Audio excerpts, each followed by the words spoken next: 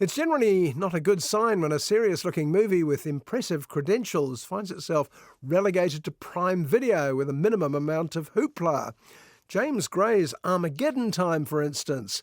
Clearly autobiographical, it suffers from the obvious comparisons with Steven Spielberg's more popular The Fabelmans. So I'd got on the boat and we came over here to America, the land of dreams. You just wanted to be like you. I want you to be a whole lot better than me. Where Spielberg's Jewish family live in movie-mad California, Gray's Graff family are New Yorkers. Armageddon Time is also set a little later, in the early 80s, when Ronald Reagan was running for president. The United States stands for an idea whose time is now. Ronald Reagan will win tonight. What a schmuck. Meet the family. Mum and Dad are played by Anne Hathaway and Succession's Jeremy Strong. Grandpa is played by the world's least likely New York Jewish grandpa, Sir Anthony Hopkins.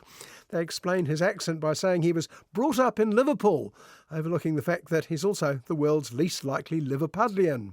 I think I want to be an artist when I grow up. You're going to be an artist if you want to be. Nothing's going to stop you. You're going to college. He'll have dinner with kings if he plays his cards right. But our hero is young Paul, just starting high school.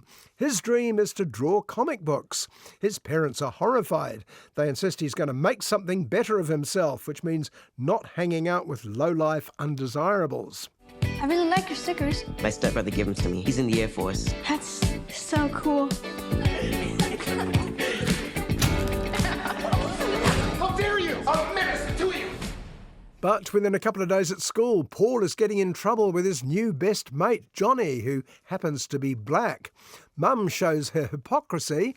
Anne Hathaway is nothing if not a good sport by being both ultra-liberal and regularly racist. She decides to send Paul to a better class of school. Well, you're not to associate with him again. What do you mean? Why? I think you know what I mean. My parents are sending me to my brother's school. That's heavy. Well, if Mum's nothing to write home about, Dad is borderline psychotic.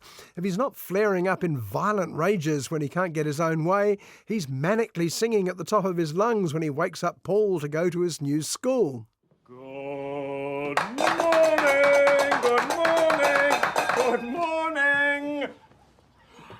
Rise and shine and don't be a lug nut. Wake up. You start to wonder if writer-director James Gray realises quite how unappealing his presumably real-life family comes across.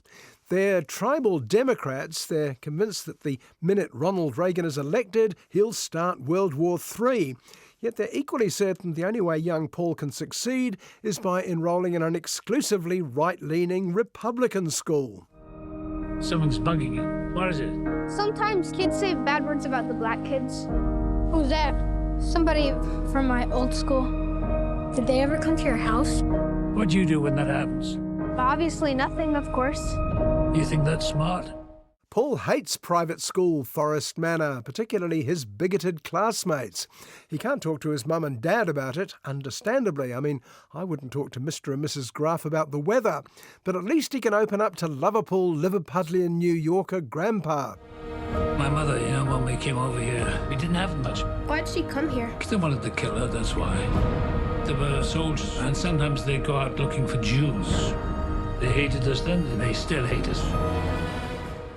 And even phoning it in, Anthony Hopkins can bring focus to the scenes he's in. There are two conflicting messages here, that you need to behave well to be a mensch, a decent human being. But since life is unfair, you should take any advantage you can get, unfair or not. Life is unfair. Be thankful when you get a leg up. You make the most of your break and do not look back.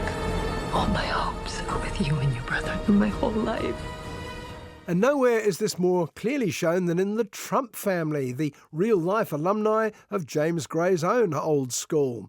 The future president doesn't feature, but his sinister father Fred Trump does, as well as his sister Marianne. A chilling performance by Jessica Chastain, delivering an end-of-term speech to Paul's schoolmates. In this institution, you can be anything you want to be. It won't be because of a handout. want, it'll be because you earned your way there. Armageddon Time is an oddly off-balance film. Most of the elements in it, after all, are reliable audience pleasers. It's a coming-of-age story, a plea for social justice, a New York family drama. It's mum, dad, grandpa, and the death of disco, and the sinister rise of neoliberalism. And yet, it doesn't work at all. Next time those schmucks say anything bad about those kids, you're gonna say something. You're gonna be a mensch, okay? Firm handshake. Okay, give me a hug.